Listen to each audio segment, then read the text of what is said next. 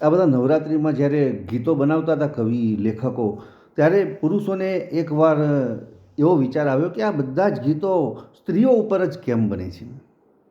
કોઈક વાર પુરુષો ઉપર પણ કોઈ ગીતો, કોઈ આવી રચનાઓ બનાવો, કોઈ આવા કોઈ નૃત્યોના કોઈ ગીતો એવા સરસ મજાના પુરુષોના ઉપર પણ બનાવો. તો પેલા કલાકારે કહ્યું કે ભાઈ પુરુષો ઉપર ગીત બનાવવાનું નહીં અનુકૂળતા આવે ભાઈ, એ સ્ત્રીઓના ઉપર જ ગીતો બને ભાઈ, પુરુષો ઉપર ગીતો ના બને. પેલા પુરુષોએ જીદ કરી, કોઈ એવું યુનિયન હતું પુરુષોનું, એ લોકોએ જીદ કરી કે નહીં, એકાદું ગીત તો તમે પુરુષો ઉપર બનાવો જ.